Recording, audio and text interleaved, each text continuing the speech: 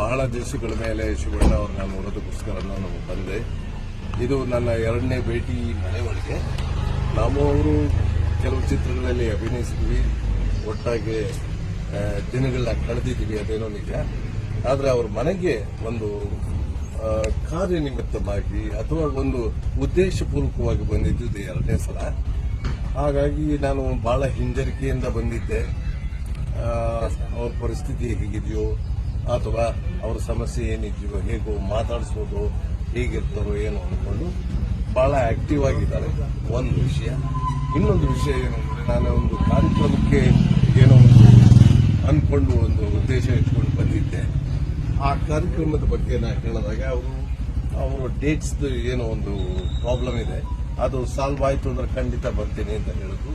ನನಗೆ ಒಂದು ಒಳಗೆ ಹೋಗ್ಬೇಕಾದ್ರೆ ಏನು ಟೆನ್ಷನ್ ಇತ್ತು, ಆ ಟೆನ್ಷನ್ ಪೂರ್ತಿ ರಿಲ್ಯಾಕ್ಸ್ ಆಗಿ ಈಗ ಹೊರಗಡೆ ಬಂದೆ. ಬಹಳ ಸಂತೋಷ. ದೊಡ್ಡ ಮನೆಯ ದೊಡ್ಡತನ ಶಿವಣ್ಣ ಅವರಲ್ಲಿ ಖಂಡಿತವಾಗ್ಲೂ ಇದೆ ಅಂತ ಹೇಳಕ್ಕೆ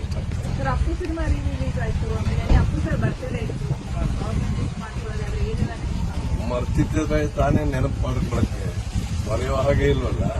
ಸದಾಕಾಲ ಅವರು ಎಲ್ಲರ ಮನಸ್ಸಲ್ಲೂ ಇದ್ದೇ ಇರ್ತಾರೆ.